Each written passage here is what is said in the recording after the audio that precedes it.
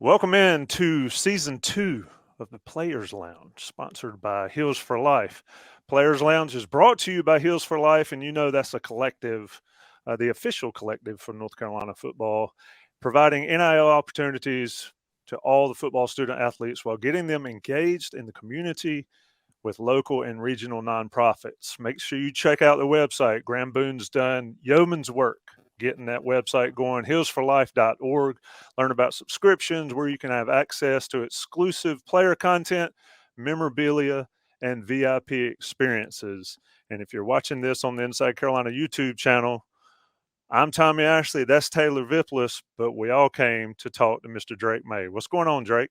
Yes, sir. What's going on? Y'all doing all right? Glad. Thanks for having me. Just glad to be back. We actually just got back in town. We got summer school starting tomorrow, so just getting back into summer workouts. Yeah. So what's that like? I mean, football players. I don't think folks realize what being a football player entails at a major university like North Carolina. So Carolina and Oregon game ended 5 months ago. What's it been like? Spring practice and all that for you over the course of the last 2 or 3 weeks. Yes, sir. Yeah, it's pretty much 24/7. I think we got like a week or maybe two after the Oregon game, and then we just finished exams last Tuesday, and we're back this Tuesday. So we got a week since that. So no, it's pretty 24/7. We usually lift 4 times a week, and then other than that, we're extra stuff like throwing and just hanging out. But I thought spring ball went well. I thought we had a good spring. Brought in Coach Lindsey. I think we got a chance to make some big plays, and I thought he was great. Kind of the transition. It's always different having Coach Longo here the past 4 years and bringing in a new guy. But I thought he did a great job of kind of keeping some of the stuff the same, but also bringing his stuff. So I'm excited. Should be some fun. I think the best time of year is just having just the football guys around here. No distractions. We're just locked in on lifting, getting in shape, and really taking some classes just to help us kind of get ahead in the classroom. So summer's kind of one of my favorite times, really, just to hone in on football and just experience the kind of camaraderie with the guys. Drake, from my summer experiences, from my days on the football team, we would do drafts. We would have, dodgeball, basketball, pickup games. Is there anything fun around campus that they're doing? So it's not just football for you guys. Oh yeah. Funny you mentioned that. We're actually we're going to play paintball tomorrow as a team. So they do a great job of kind of incorporating fun events for us. I think we played paintball last year. We did some laser tag last year in the indoors. So they do a good job. Go bowling. We do a great job of just finding events and different type of stuff, like you said, outside of football that let us have some fun. And then we actually we kind of separate through the summer. We separate into usually 4 or 5 teams, usually 4 teams, and kind of like 2 captains of each team, kind of draft players, and you can get competition points. It's a competition for some shoes, usually some Jordans, whatever kind of pair. I'm not a big Jordan kind of shoe guy, but it's usually a sweet pair of Jordans. And so you draft the guys, usually like captains like myself, and probably 8 other guys draft the rest of the players, and we each have our teams. You get competition points through 10-yard timing or sprints, whoever comes in first, and you get deducted points for like missing tutoring sessions and missing coming in last in the sprints. So it's pretty cool what we do it here in the summer, and it's a good time. You obviously, it's all about competition everywhere you've been. Let's start from the beginning. And I know you've answered these questions, and folks know that the way I like to do interviews is I listen to all your other interviews, and then I try to go in a different direction. So not intended to stump you or anything, but to sort of like let the Carolina fan hear about what makes their QB1 click. And I'm gonna go back to the beginning. I mean, you've been in a Carolina family your entire life, Drake. Your father, your brothers. What are your earliest memories of the University of North Carolina growing up? Golly, earliest memories in Chapel Hill. My earliest memory was probably at the Giovanni punt return. I was here for that.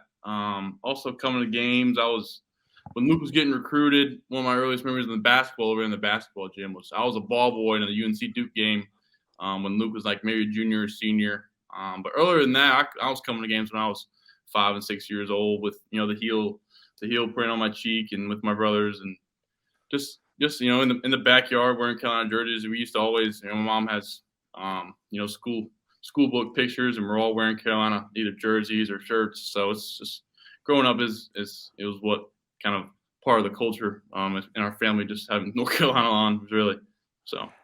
So I watched your dad play a ton because that was back. I graduated in '93 at Carolina. It was a little bit before that, but obviously you don't have any memory. I love when people say, "Do you remember watching your dad play?" Well, only on tape. So tell us about that. What was it like growing up? Obviously being a quarterback, but knowing your father had played big time quarterback. Yeah, and it was really just a blessing. He's people always ask who's my quarterback coach and stuff like that. And it's really just been my dad, just going out there in the backyard. He's the one who's seen me throw it around since the first days of me throwing the ball. So just having someone, especially my father, who played the position at a high level and knows what's going on and been through it. It's really just been fortunate to just be able to listen to him and have him guide me into decisions, and him and my mom as well being a part of it. I think they've been, two people have been a big impact on my life, and especially as my position with my dad. But at the same time, just Coach Moody, Daryl Moody, he's the one who's been showing me some old clips of my dad. He put together a highlight tape maybe back in maybe before last year, before last fall, before last season, and just watching. I think he threw a post maybe, but they always talk about how strong his arm was. That's what he hangs his hat on. He said he had a stronger arm than me, but other than that, he always says he didn't have as good a years here at Carolina as he wished he'd had. I think he got hurt and maybe his shoulder. But no, I heard some things in high school. He was, 3-sport. But I'd like to take him back in his day and kind of go at him with whatever sports he was at. I think that'd be fun. I was going to follow up and ask what was the scouting report that you've heard, but it's just big arm guy. Yeah, no, I think he moved around pretty good. Obviously, he was a good athlete, so I'm sure he did. And obviously, his big arm. That's what everybody, all the receivers that come back and I meet are with my dad, saying he used to break fingers and stuff. I don't know. It could be some lies, but who knows? The older you get and the further away you get, the more you can lie about some of those playing tapes, and especially guys like that where they don't really have the film to back it up. Where like you, every game you play is easily accessible on YouTube. But what is your earliest memory when you started to realize, like, wow, I am pretty good at football, or football could be a career for me? Yeah, I think we actually, that's funny you mentioned that. Me and my brother Bo and my parents last night, we took back some of our little league film and we're watching some of the games actually last night and just watching us. I was playing quarterback and middle linebacker, and Bo was the biggest kid, bigger than some of the coaches at like 9 years old. So that was just funny watching us run around. Really, when it started hitting me with quarterback was probably in middle school. My dad, he was kind of the offensive coordinator. I think he wanted to be involved at an early age. So we were out there. Every practice he has run through 2-minute drill, and that year in 8th grade we had a pretty big season. And just throwing around. My dad loved to throw around. We didn't run it much. We kind of stood around the yard. And then from then on, I kind of felt like football was something that I could maybe I could kind of use and play for in the college. I always loved basketball. Basketball's my favorite sport, and especially watching Luke and live out his dream here. But kind of really once after that 8th grade year and going into high school, I kind of took football up and wanted to run with it. I figured my dad wanted one of us to play quarterback, so it ended up being his last one with me. So that's about it. And then Drake, hold on, Vip. I got to ask this question because I've heard this so many times, because I've heard about you playing basketball. Who's better, Drake, Luke, or Bo in basketball? Or you can throw Cole in there on the basketball court. No, Luke for sure. Luke's got the upper hand. I don't know. Be honest. Yeah, 1-on-1 in the driveway. Luke gets us the king of the court every time. But we throw up some numbers at him. We can score on him, but it's tough to stop it when Luke goes full throttle to the rack. We tend to not do very well once he shoots. If he stays on the outside and shoots it, we can guard him a little bit. But once he turns it up, yeah, we struggle. I wanted to go back to the high school days where you were originally committed to Alabama. You decommit from them. You immediately flip that commitment to UNC. What led to that, and just kind of taking fans behind the process, trying to figure everything out as a high schooler? Yeah, I think I wasn't a big fan of the recruiting process in general. Just having to answer texts and calls and kind of reach out to some coaches, or coaches reaching me out and take me out of class in high school. So the big thing with me was, Coach Fedora was here, and they had some great years with Mr. Trubisky, obviously, and kind of towards the latter part of his his coaching tenure here, they kind of started falling. He had some bad seasons, and really, before Coach Brown came back, I really didn't want to, come here and play for, kind of a declining program. So really, I was in there in Coach Saban's office, and he wants you to come play for him at a college like that, a football program like that. It's kind of hard to turn down. But once Coach Brown came back, that 2019 season, watching Sam, who was a close friend of mine, watching him kind of put him back on the map and kind of season they had. I think they were 6-6, but they had some games that were real close. It could have been a lot of one-score games. So just watching that and seeing Sam do that, I didn't really be able to miss out on my home state. This is obviously what I grew up, what college I love, what college I came watching the football games. So didn't want to miss out, and obviously this place means so much to me. Just to come play, quarterback for your favorite college is kind of a dream come true.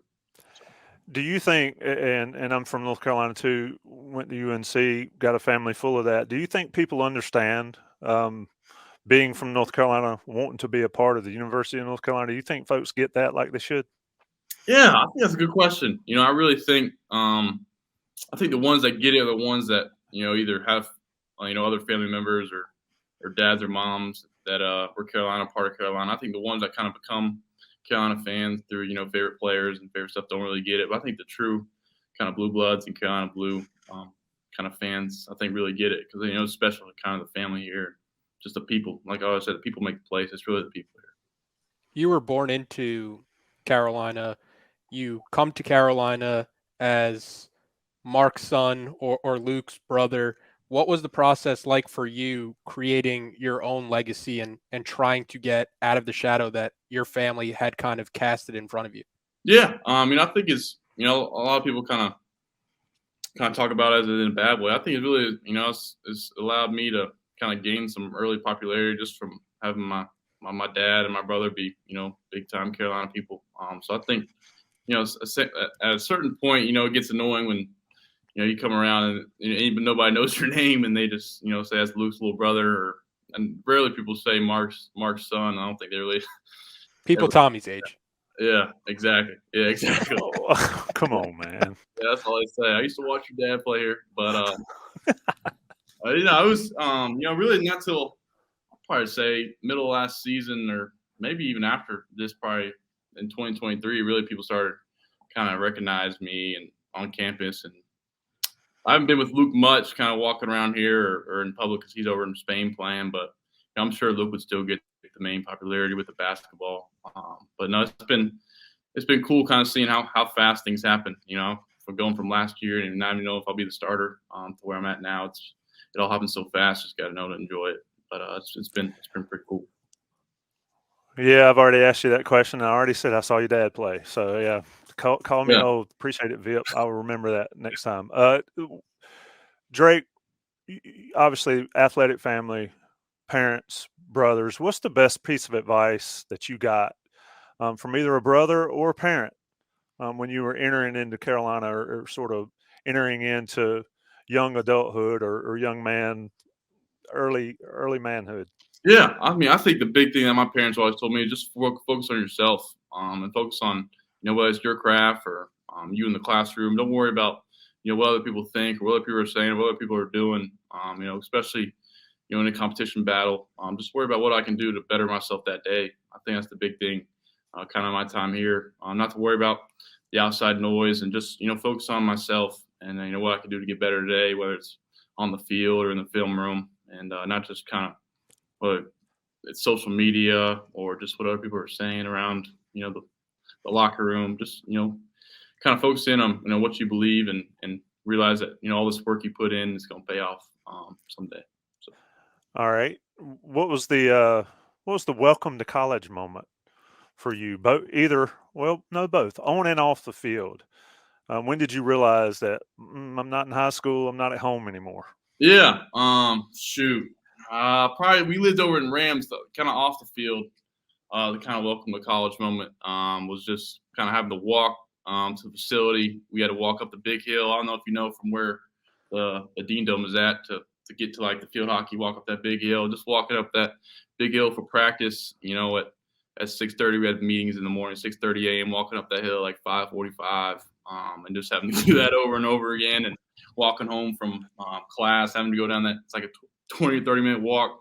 That was kind of a welcome to college moment, just having to, find ways, as a freshman, actually as a high school senior, really that spring, just to figure it out and how to get from A to B on time and in the fastest way. And probably on the field, God, I'll probably say just probably that first spring practice scrimmage, I was thrown in there and just kind of like a deer in the headlights. I remember throwing we were in the red zone and we had like a run play called, and I threw up a fade outside to the right. I don't know if you remember Steven Gosnell, and he got intercepted. We were on like the 2-yard line, and Coach Longo kind of reamed me for doing my own thing. And I realized, I can't do that here.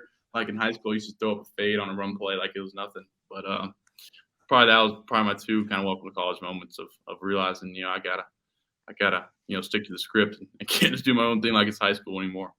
You learn pretty quickly if you're going to be wrong with whatever the coach says. Yeah, exactly. Yeah, if you're wrong. Yeah, don't make it something of my own doing. That's for sure. Last year on the Players Lounge podcast, we talked with Josh Downs, and he admitted his freshman year when he wasn't playing, he had doubts about, how good am I? During your redshirt year, did you ever have moments like that where you're looking around and you internally are questioning, is this the level for me, or can I have success here?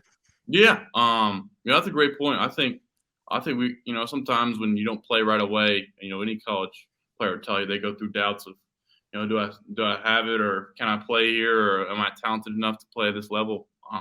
Especially for me, we missing my senior year of high school football with COVID, and then graduating here early. They played that in the spring. Really for me, I didn't play a true tackle football game. I got in there some at the end of my redshirt season, but and real game matter besides Wofford, I really hadn't been tackled or anything for like 2.5 years. For me, kind of going that FAMU game and even the games at Garden, it kind of felt weird getting tackled again because, in practice you never get hit or anything. So I think, kind of that. And like you said, just not really doubting my confidence in myself, just doubting, if I still got it and can do it. And, when bullets are flying and, 20, 22 and 23-year-old men are running around here trying to take my head off. I think Josh had a great point. I think any college football, player that is playing now, if they didn't play right away, would if they don't say they thought that they lost it, they're probably lying, because I think it's pretty difficult when you come from high school and you're the guy and you come to college, you kind of get a reality check. I think it's honestly good for most players. During that year, you mentioned your friendship with him, but what was it like learning behind Sam Howell? Yeah, I think it was a blessing. I think the main thing about Sam was just, how he approached it, every day, his preparation, whether it's in this quarterback room or just, day in, day out, he treated it like, it was a 9-to-5 job, everything he thought. And he kind of did his life around football, and especially in season. We'd stay in till, 8 to 9 o'clock and, sometimes even 10 o'clock. Just watching film over and over, same clips. I tell him, Sam, we already watched that and stuff like that. And, just seeing how he went about it, really helped me kind of prepare for this past season, this season coming up. I want to stay there with the Howell deal because you mentioned it just a second ago. You came in and you pretty much knew you were going to sit. That just seems like it doesn't happen anymore with college athletics, with the portal and all that. How did that make you better? How did that make you the guy that North Carolina fans saw last year?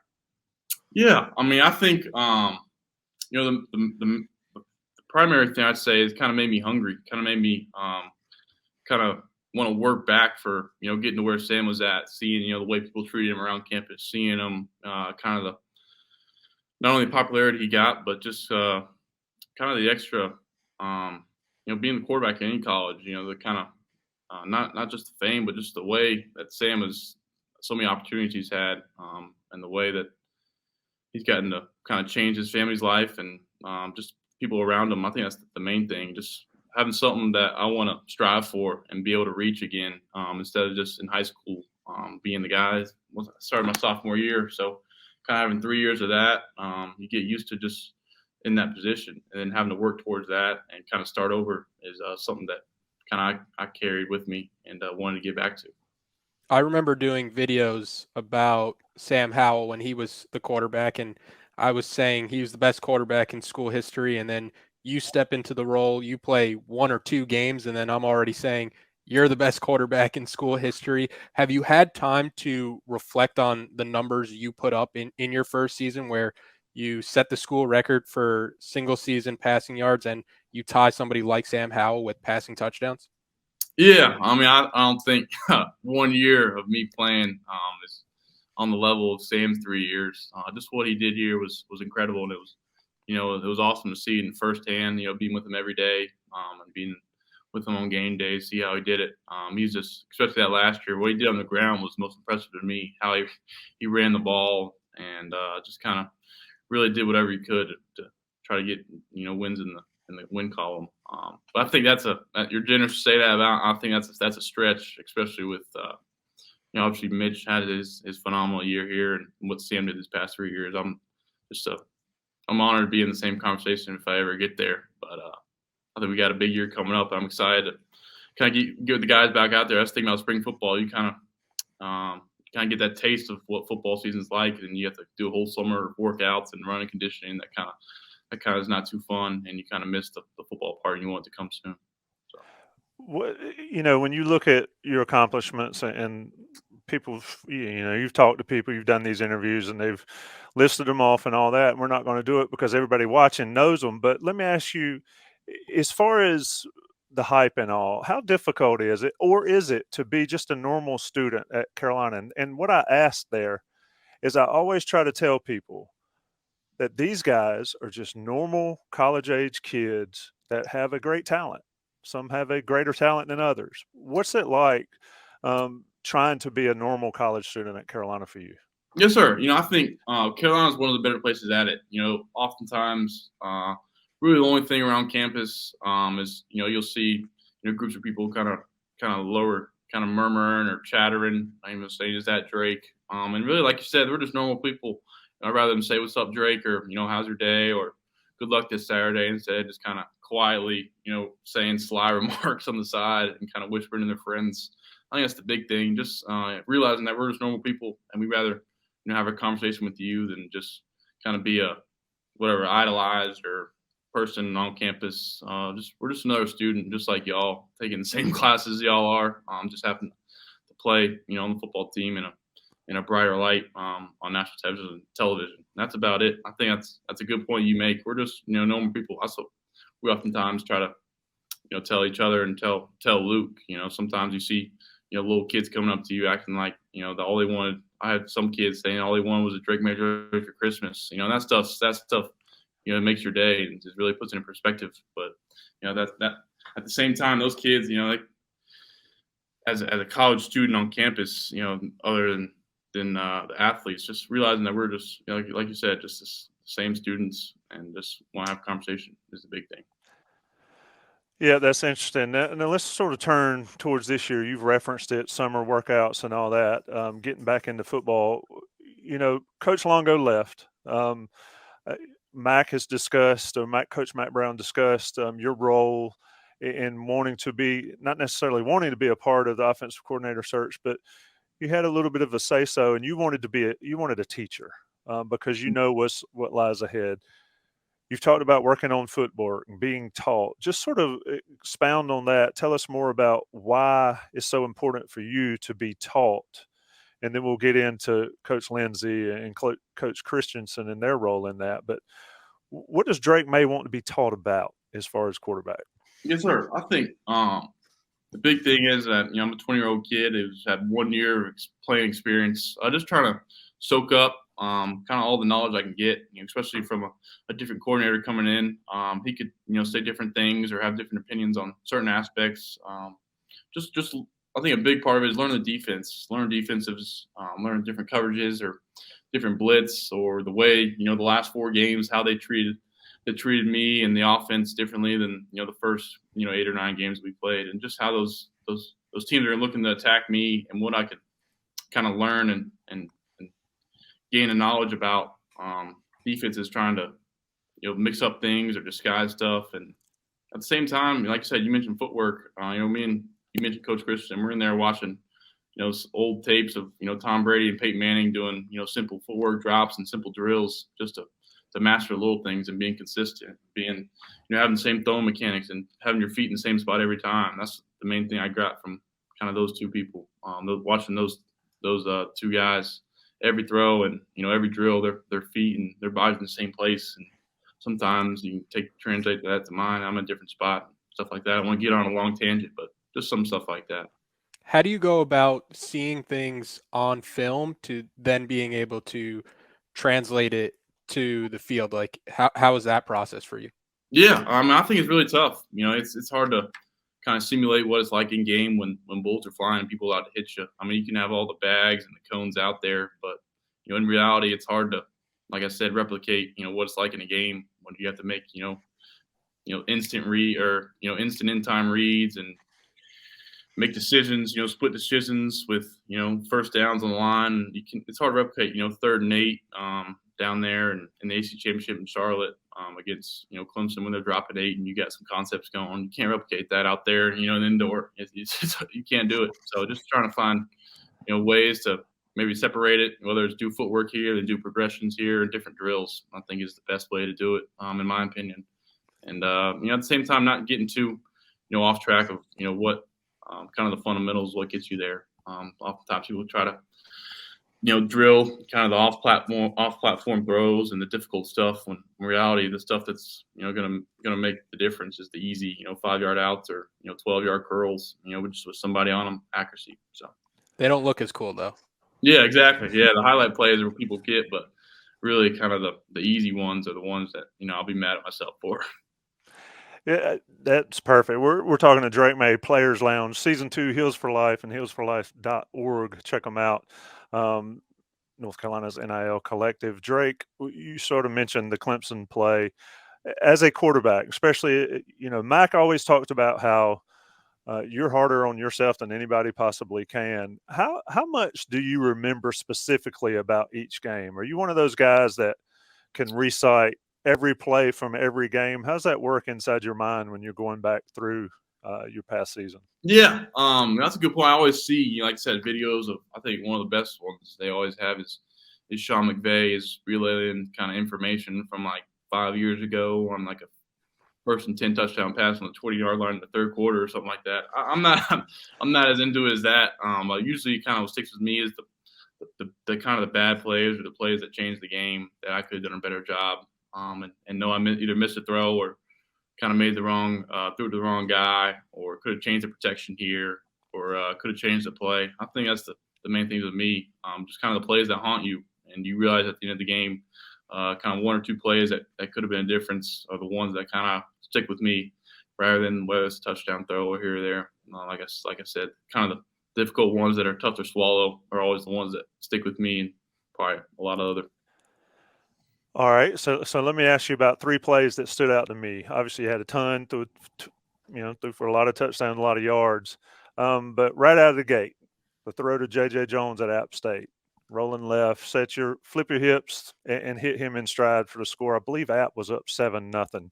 Yeah. Do you talk about that App State game? Lord, it lives in legendary history in North Carolina football. Oh, geez, yeah, I know. We always joke Coach Brown never to schedule a game in Boone again. It's just can't get anything good out of it. We're supposed to beat them, but if they beat us, it's national news. So, but I don't think Coach Brown scheduled that. I think it was before him.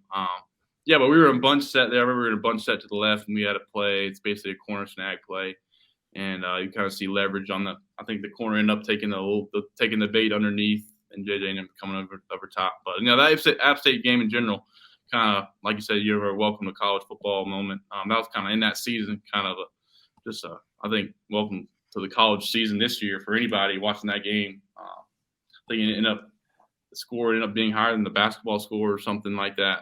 So just that game was one of the crazier games I've ever been a part of, and just the change of events. I think we were up 21 at one point with the ball after maybe an interception from Ced, and then they bring cover 0, and I miss Kamari for a chance to break open the game, and they end up crawling back. Y'all know the story, but like I said, if college football, it's never over. You realize when Bryson takes it back on the onside kick and everybody's hooting and hollering and we're still up 8 and they got the chance to score and go for 2. So that game was kind of a wake-up call for me. Every play matters. It doesn't matter. If it's first quarter, first drive, that can be the difference in the ball game. What was your reaction when Bryson returned it? Yeah, I mean, I was initially happy, but then you realize you do the math and see the scoreboard, and you kind of they still got a chance to score some more. I think they had like 30 already in the fourth, but they end up. I think they game plan as well. App State, they give them a lot of credit.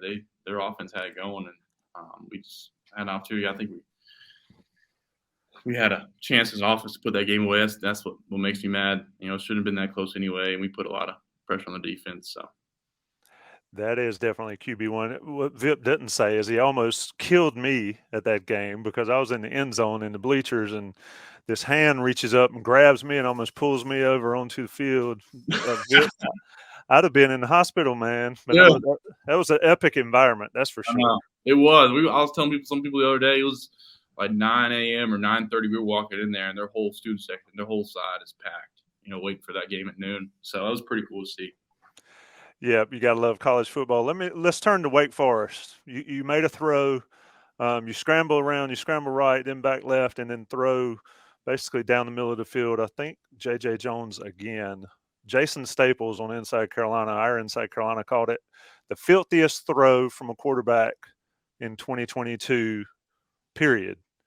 You remember that play? You remember that game because that's that game you sealed the Coastal for Carolina. Yeah, I remember that throw exactly. I remember being mad at myself. I underthrew it a little bit. I think he had to dive for it. I think it would have hit him in stride. He would have had a chance to maybe go make a bigger play. But yeah, I think just like I said, like I was telling someone, some of the past interviews, they asked me what I think of my own game. I think that's one of the best parts, just extending plays, and when something's not there, the ability to kind of make something happen. I think that's something that I try to carry with me, and it's one of my best attributes. But at the same time, I tend to pass up the freebie, the 5-yard gain to try to make a play like that, and that can get me in trouble.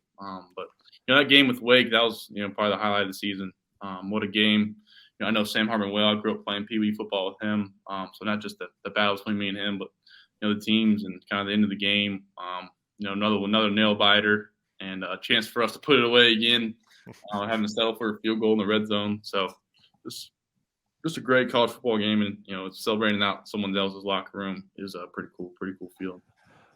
I'm going to ask you one more detailed question, and we can get to some fun things. And then next season, of course, we're listening to Drake Maye, Heels4Life.org. Drake, can you sort of walk us through, as a quarterback, the process of you make a play, whoever makes a play, there's a tackle, and sort of walk us to what's going through your head until the next snap. I saw a video, I want to say it may have been Tom Brady or Peyton Manning years ago, where they sort of detailed every bit of from the ball was down and until the ball is snapped. Yeah. Can you do that for us here? Just in general, just the general play. General. So, say we get a first down, say whether it's a run or a pass complete.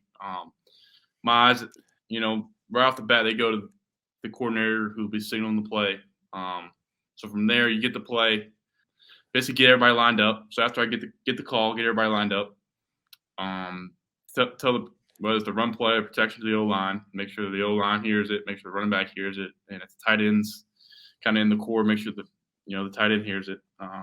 And after that, go to safety structure, kind of look at what they're doing defensively, kind of 2 high, 1 high stuff, or front, then go to front, linebackers, whatever formation we're in, see if, odd, even, bear. And also I think one of the big things that kind of, I've looked at is kind of corner depth, whether it's pressed or man, maybe take a shot on somebody if they're pressed up, or, if they're off 8 yards, throw a hitch out there. So that's probably the last thing I look like, kind of corner. And, especially nowadays, people starting to bring, some of the corner blitz stuff, into the boundary.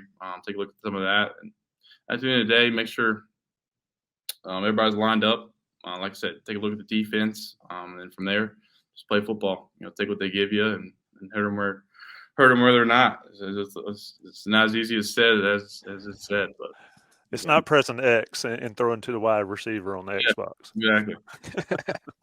Speaking of video games. I like the normalizing the student athletes. I have Luke as a friend on PlayStation actually, but I'm curious, what do you like to do outside of football?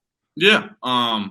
Yeah, I enjoy, teeing it up on the course, playing some golf. I love playing golf, especially if it's with, my brothers or some friends. I play a little bit of video games, not much. Sometimes me and my brothers hop on and, we'll play, one of the, where we like playing PGA golf. We get on there and like compete with PGA golf. Other than that, we'll play some Madden. Just kind of think it's fun playing Madden just because it's one of the kind of the cheesiest games out there, but also it's it's pretty fun talking crap and stuff. Other than that, going out, I play basketball. We play basketball, whether it's at Rams Head or in Woolen. We go out there and get some football guys and go play some of the the normal kind of the normal students in basketball 5-on-5. We try not to do that too much and try not to go too competitive. And I play a little pickleball with my dad. My dad likes playing pickleball nowadays. Try to get some exercise. He's getting needs to lose some weight, but that's about it, really. You talking about old stuff now? You playing pickleball? You too? Yeah, my dad likes it, so we try to. My dad can't move around, like anymore, so try to find stuff to incorporate him. That's what we try to do. It's a finesse game. People don't understand that about pickleball. Oh yeah, no, it is. It is. It's not with us. Just kind of 4, 6'5", and 6'5" and up guys just trying to slam it at the net. No. And then in one of your press conferences, you had the line from Bankroll Fresh, walk in your trap, take over your trap. So I'm curious, what does your pregame playlist look like? Yeah, really music-wise, kind of before, kind of on the bus and just before the game, it's really just mainly relaxing country. I'm a big fan of country, kind of Luke Combs, Morgan Wallen, Florida the Line, anything you name it. And I'll mix in some rap songs that I've liked that, I hear in the locker room and ask some of the guys what songs they are. And also some chill. I like Rob Wave. I think he's kind of a chill before game time, just chill and not get too amped up. I'm not a big amped up guy, so just kind of chill, relaxing. And then you mentioned your brother who's playing overseas right now in Granada, Spain. He's played in Trento, Italy too. He's had time to see the world playing basketball. If you could travel anywhere, where would you pick? That's a good question. Shoot. Anywhere in the world, where would I pick? I've heard Italy, where it's Florence or Rome. I've heard those are two pretty sweet spots. I think Florence is one of the ones. That was the one with the river going through the middle, I think, or something. Venice, yeah. Is that Venice? Yeah, Venice. Yeah. One of those cities. Probably just around Europe. I'm not a big history guy, but I got a history minor here in school, so kind of learned some of that. And just seeing some of the cool spots in Europe, I think I'd probably say. When you look at the 2023 season's not too far off. You got South Carolina coming up faster than most people think. Working in the off season, sort of talk to us a little bit about your wide receiver room. Obviously, Josh Downs and Antoine Green to the draft and to the next level, but Tez Walker and Nate McCollum come in, and then you've got Kobe and Gavin and JJ and maybe Andre Green Jr. and whoever. Yeah. Just sort of for us from a quarterback's perspective, what do you like about your wide receiver room? Yeah, I think the big thing, like you just said, you just named off 6 guys that the first thing that comes to my head is that seems all 6 of those guys. I got a big amount of trust and a great amount of trust in those guys to go make a play. And the main thing for me is just running the right route. And like you said, I think the big thing about our receiver room is having guys in there that roll them in there that you can count on to run the right route and make the play. We got 6 guys. Tez has been a great addition from Kent State. I grew up playing high school basketball against him. He went to West Charlotte, and we were in the same conference my freshman year. Then we ended up going to Myers Park and changing. But he's been a great addition. He's 6'2", 6'3", go up and get it, and he'll run by you. Great kid, more importantly. And Nate, coming from Georgia Tech, played some big-time ball. He's so smart. He's got that twitch like Josh does.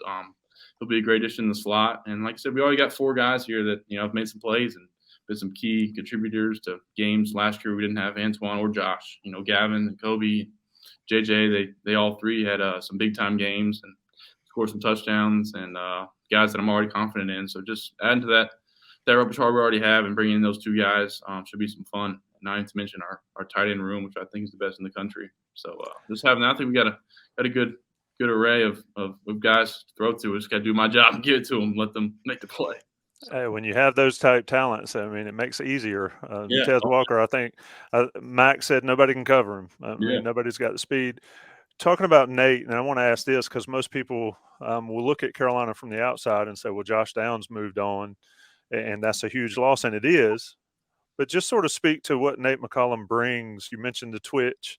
He's a little bigger than Josh. Yeah. And he maybe some more yards after the catch, but just sort of scouting report on him for folks that are stressing about the Josh Downs absence. Yeah, I think right now he's playing some outside too. He's not just playing inside. Think about Nate. He's plays bigger than he is. I think I don't know what his measurables are, but he's out there. Like I said, a little bigger than Josh. Great hands. I remember vividly in spring ball, me throwing a back shoulder to him like. He was playing on the outside left, throwing a back shoulder to him like 20 or 30 yards down the field, and him going up grabbing it. Even one catch, I think it was maybe in one-on-ones. He had a slot fade, and he ended up. It was a little. I underthrew it a little bit. It's supposed to be over the shoulder. He ended up catching it like this against his head. I don't know if there's a picture out there that they had of it, and he's like basically leaning back, catching it. Just his catch radius. He'll go up and get it. And like I said, in the slot, you throw it to him on like a 5-yard hitch or something. He'll make something shake.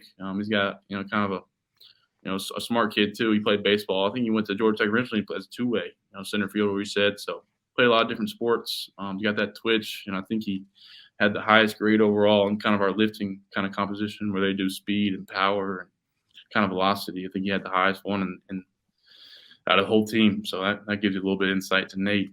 He'll be a good addition. Glad to have him in Carolina blue, that's for sure. This Carolina team has household names like yourself, Cedric Ray, all ACC caliber guys. But who would you say is the player that fans might not be talking about right now, but will later on this season when they get the chance to see them play? That's good. That's a good question. Could be offense or defense. Yeah, I think defensively. I think Huzzy. I think Huzzy out there at corner. I think he's one of the better ones since I've been here that I've seen, guard some of our guys. I think, no offense to defense, but he's really one of the few that I have confidence in, or not 100% confidence in Tez, not blowing by him. Huzzy will be right there sometimes with him. So Huzzy's he made it tough on us. I think that's the great thing about spring ball. You get to see some of those new guys. Elijah Huzzy on defensively and offensively. That's a good point. I think Willie up front will do a better job than people might think. He's a little undersized, but he blocks his butt off in there, and I think he'll be a good addition up front. I'd probably say him and Huzzy and Willie. They had a chance to kind of bring some bright spots to from the transfer portal. The Huzzy point made me think: how conscious are you at quarterback, the cornerbacks lining up across from your receiver? Like, do you see a corner out there and you're like, maybe I'm not going to test them, or do you kind of have the mindset where if you like the matchup, you're going to go at it? No, yeah, I think I'll take my receiver over, whatever corner's out there. If I got confidence, and that's what you hang after practice and throw those fades for, or throw those, comebacks or curls or digs. If I like my receiver out there, if I like the look, I'm going to take a chance. I don't care if it's Jalen Ramsey out there. So I think, in season, you do a little deeper study into the corners and kind of what tendencies and what routes they're better at guarding. But really in spring ball out there, I'll just try it and see what happens. Were you surprised at Willie Lampkin when he got there? I mean, he is smaller, and he comes across as a nice, sweet young man, but he is nasty on the field. That's what you want, right? Tell us about that offensive line for folks. Yeah. I think we got 5 or 6 or maybe possibly 7 guys even we like. So obviously Ed coming back was a big deal, getting a year out of him. Travion Green, he's a young kid at tackle. He kind of had a pec injury this spring, but he's got a chance to come in and play some tackle. But moving Barnes the outside, he's playing left tackle right now. But I think the big thing about up front, we got a lot of versatility. We can bring in some guys that keep everybody fresh. With Corey and Spence coming back, those are 2 kind of staples with Barnes. Those 3 were pretty solid last year along with Ed. So I think I got a lot of confidence in those guys, and kind of building a great relationship with them is the big thing. So looking forward to seeing what happens and rolling out there.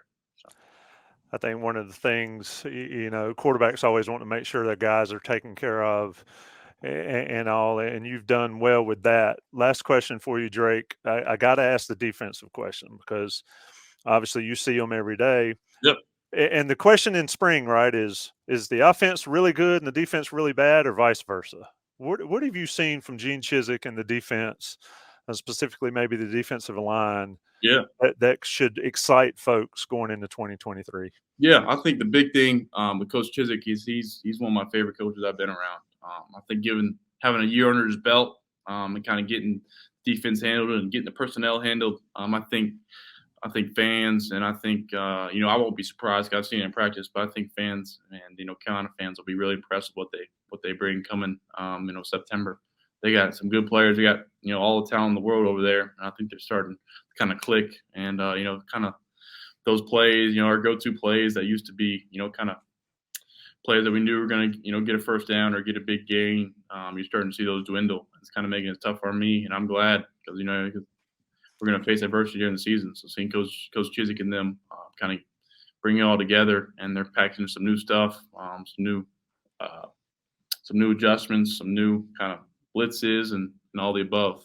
Starting with the leaders of defense, Power and Said, they're two of the best linebacker, probably the best linebacker duo I think in the country. So starting with them, and then seeing all those guys they got up front, they're rolling in guys left and right, bringing in new faces that are getting the job done. So I'm excited to see what happens within this fall, and I think it should be really impressive. Well, we've taken up plenty of your time, and I know Taylor's got one more thing to add, but I want to just thank you for taking the opportunity to talk to us. Thank Heels4Life. Heels4Life is doing all the work for the NIL collective for North Carolina. You're a big part of that. The website, heels4life.org. Learn how you can get involved, support UNC players, support guys like Drake Maye and the rest of the fellas we've talked about. Taylor, what you got before we get out of here? I was just looking it up, and the South Carolina game, it's a game week birthday for Drake. So it is. Yeah. Early, I want to be the first one to wish you a happy birthday. Appreciate it. Yes, sir. Appreciate it. Yeah, I think it'll be last year. I think it fell on Tuesday of maybe the app game. So I'll be around there somewhere. But thank y'all. Yeah, thank y'all for having me on. And Heels4Life's been awesome. It's been giving us opportunities, for players, families to come see the spring game, and giving players the opportunity to go home, see their families across the country. So it's been a blessing to see what that's done, and it means a lot to us. Yep, that is Drake Maye, your North Carolina QB1. Heels4Life. Shout out to Graham Boone for making it possible. Shout out to Drake, Taylor Vippolis, and I'm Tommy Ashley. We'll be back. We got plenty of these all throughout the summer, folks. Be sure you join us here on the Players Lounge. Thank you, Drake. Thank you, Taylor. Yes, sir. Go Heels.